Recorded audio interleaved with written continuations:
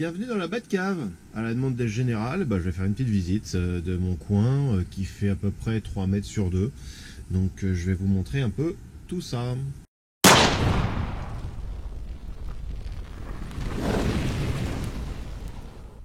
Par rapport aux premières vidéos, j'ai rajouté encore quelques étagères. Voilà, par là. Et ici, je me suis mis quelques outils qu'on a besoin assez souvent, hein, tournevis, des clés métriques, encore des tournevis, un petit fer à souder avec brosse à dents et puis un Sharpie que j'avais ramené des US. Celui-là on le trouve pas trop.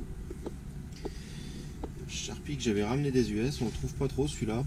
Il y a un petit, très fin.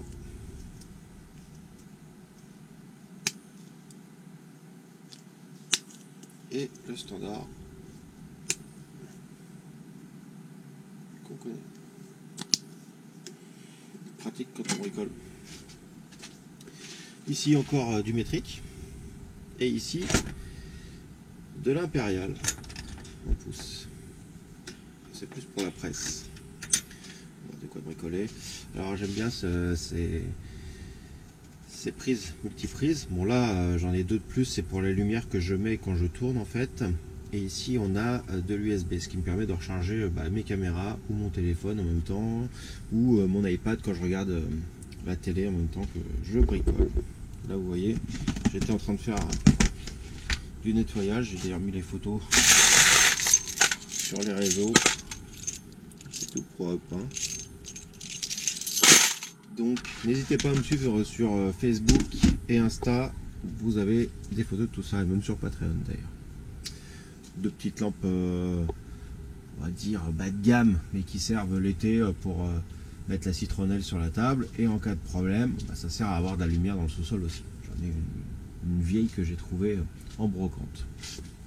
Le petit coin ici, donc les cibles pareil que j'ai ramené de Las Vegas, sont des cibles shoot and see. C'est-à-dire que ça c'est de la peinture sur du plastique brillant lisse. Quand on vient shooter dessus, la peinture pète autour et on voit bien la cible, en fait, le contour de la cible. Comme sur mon frigo par exemple. Le frigo de la cave, pas de la cuisine quand même. Donc ici on a les boîtes à réapprovisionner dans différents calibres. Là c'est du 9 mm peint. Ici c'est ce que j'ai normalement avec mes 44 quand je vais prendre mon métro au stand. Voilà, vous voyez un peu. Ici on est dans le coin, 9 mm normalement c'est là. Ici on est dans le coin 308 avec les ogives 308 que l'on verra dans des vidéos bientôt.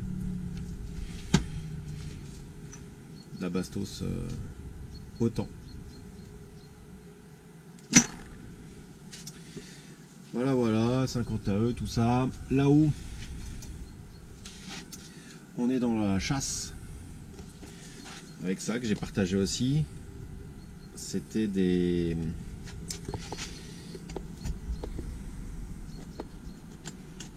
Ça s'appelle des brasses, mais en français c'est quoi? Des étuis de chasse, mais tout en laiton. C'est tout en laiton. Et on met des amorces large pistol, je crois. Celui-là, Primer Pocket large pistol, c'est ça. On met du large pistol. Donc la marque c'est CBC, MacTech, CBC qui fabrique pour MacTech. Et on en a 25 dans une boîte, ça vaut quand même 40 balles. Mais ça se garde. Ça se recharge. Donc ici chasse, comme je disais, là-haut quelques cartouches, voilà, on a aussi du 45 qui se promène par ici. Je précise que c'est une pièce forte, donc c'est pour ça que les cartouches sont à dispo comme ça. Là, nous avons, donc ça c'est le petit outil qui va avec ma presse calibre 12. Ça c'est un sertisseur qu'on peut mettre sur une perceuse pour faire un sertisseur à bourrelet. Et ici ce sont des amorces Fioki. J'en ai quelques-unes qui viennent de chez Siarm. On me demandait où je me fournis pour le 12. C'est chez Siarm la plupart du temps.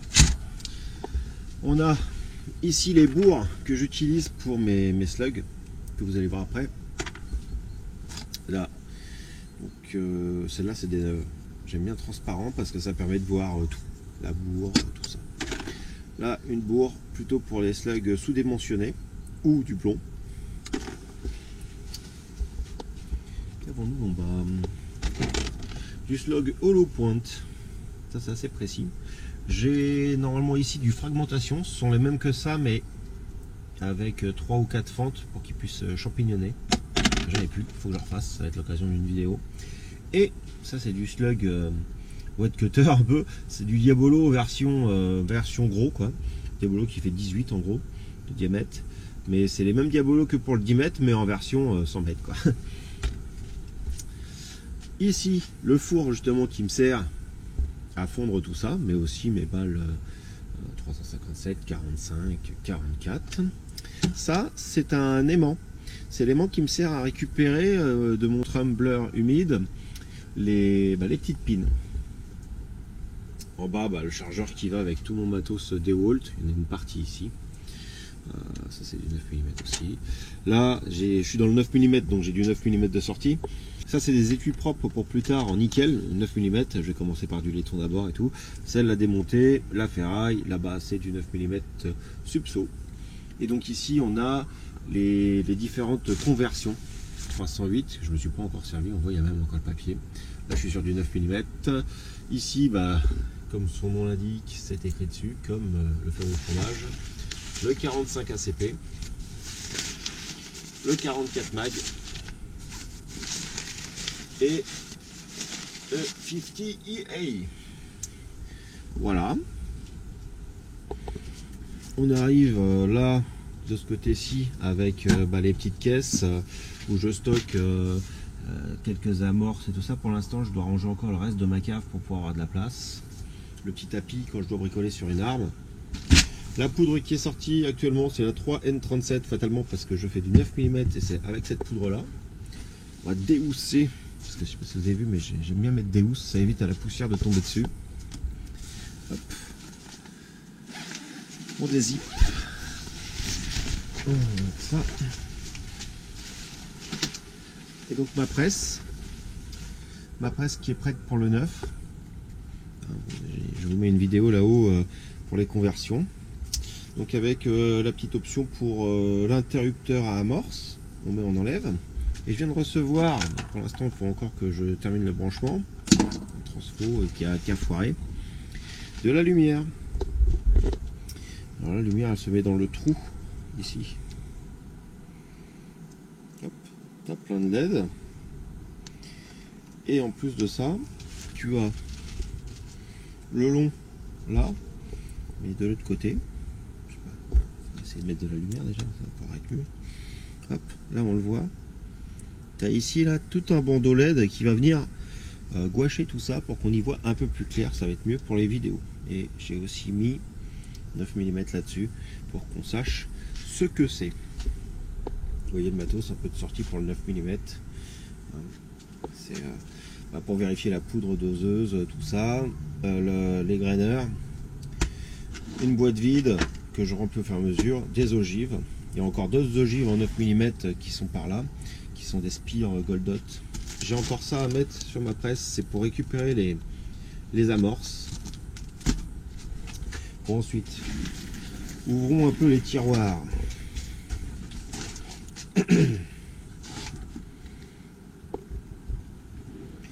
Donc le premier étage, c'est ce que je me sers assez fréquemment pour tout ce qui va être conversion. Donc c'est les différents plateaux. C'est un plateau large rifle. Donc je m'en suis pas encore servi pour le distributeur, la poudre. Ça, c'est pour du large pistol. Je m'en suis déjà servi. Ça se voit un peu.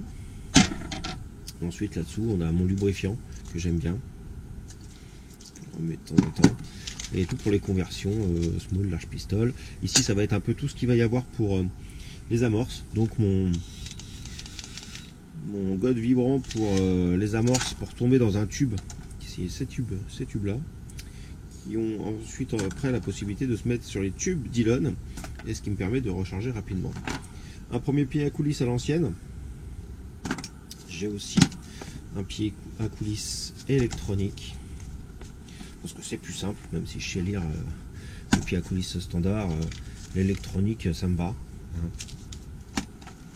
Mais c'est toujours intéressant de savoir lire déjà l'outil de base. Là on a des clés en pouce pour la presse. Et tout ce que j'ai démonté de la presse, je l'ai gardé là, comme là. Ici, là, cette tige-là, qui vient appuyer pour bouger. Normalement, c'est une tige pleine. Vous voyez, c'est juste pointu. Alors que là, maintenant, elle a un roulement pour que ce soit plus souple. Enfin, je vais garder. Le distributeur d'amorce, il est là. Les tiroirs d'avance. Distributeur d'amorce, il est là. Les tiroirs d'avance pour la poudre. Parce que d'une poudre à une autre, des fois, quand on doit en mettre plus, il faut changer. Pareil, mon vieux levier. Parce que j'en ai un monté sur roulement. Ça, c'est pas mal. C'est pas mal. Tout ça, on n'est pas obligé. Mais quand on l'a, c'est sympa. J'ai quoi ici? Une loupe, c'est bien, hein, parce que même quand on y voit clair, des fois c'est trop petit. Et aussi, tiens, la notice de ma presse Load Haul. Ça, c'est pour le 12. Je vous ferai une vidéo. De quoi nettoyer un petit peu. Deuxième tiroir. Alors là, il y a du monde. Alors là, c'est une mallette pour du nettoyage. Quelques cibles adhésives Shoot and See. On a du board neck. C'est pour nettoyer, c'est-à-dire en gros un cordon avec une petite brosse intégrée dedans, tu tires et puis ça fait. J'ai donc tous mes outils, enfin les boîtes des outils, parce que les outils sont plutôt montés dans sur en fait le plateau. Et ici ce sont toutes les conversions. La conversion pour pouvoir passer la presse d'un calibre à un autre. Voilà, et la conversion pour le small pistol en amorce. Ici on a la distribution de balles en 9 mm que je vais me servir, vous allez voir, je vais vous montrer ça. Au moment de monter. C'est ici aussi que je range les jauges à calibre. Là, donc là c'est un peu le tiroir bordel. Il va y avoir des boîtes vides de 9 mm que je recharge. Il va y avoir les kits de recalibrage pour les balles plomb. Kit trimmer, ça c'est pour mettre sur la presse et pour mettre les longueurs, surtout pour le calibre 308 et 222 que j'ai. De quoi nettoyer du 12 et la poudre. Voilà, la poudre c'est ici. Et quelques ogives aussi en 44 que j'ai là. Il faudra que je m'organise un peu mieux pour les ogives pour éviter d'en avoir partout. Et là-dessous, encore du stockage avec des boîtes de munitions plastique militaire et mon Mac Pump pour charger les chargeurs en 9 mm.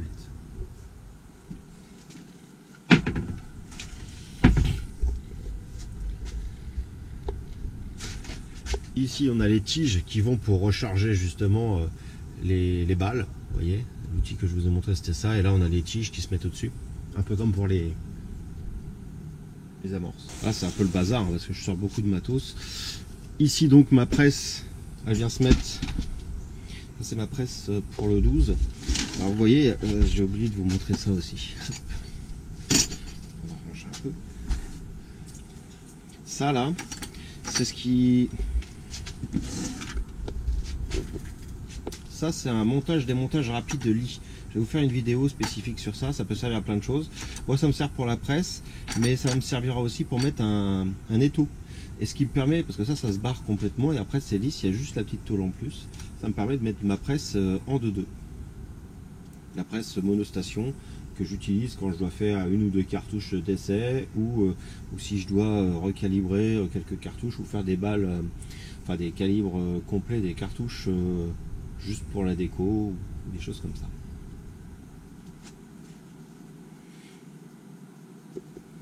Là, c'est quand je coule mon plomb, je le fais ici. Ça c'est le surplus de plomb, donc c'est pas encore plein, donc ça reste là. Ici on a le côté un peu Cibi. Je sais pas si vous voyez bien. Voilà, là on va voir mieux. Là on a une alimentation 30 ampères. On a le poste que je vous ai déjà montré et avec le micro pédale. Ici on a le wattmètre, matcher, enfin ça fait plein de choses ça. Tosmètre pour voir si on va pas cramer notre poste. On a la notice du Lincoln que j'ai dans ma voiture et la notice des autres appareils ici. Là où encore un petit peu de rangement avec des gants, du gaz. Là on a du duct tape, des lames de scie à métaux, enfin des conneries quoi. Là on doit avoir tous les petits entonnoirs, tout ce qui sert le nécessaire pour les petites lampes à pétrole. pense qu'il y a déjà pas mal de choses. Vous aurez remarqué ici, je m'en sers souvent, donc ça c'est mon appareil pour le plomb. Voir ça c'est le V qui se met dans ma presse justement que je vous parlais, mono-outil, mono-station. Et ça c'est pour voir la dureté du plomb. Et ça là, c'est un moule pour le plomb, pour pouvoir faire des petits lingots. Lingots que j'ai dans mon bazar, donc ça c'est des balles que je vais pas utiliser parce qu'elles sont trop souples. Et hop, je peux casser la gueule. Et ici on voit les lingots, j'en ai quelques-uns là. Je sais pas, là je vais avoir 100 kg ici.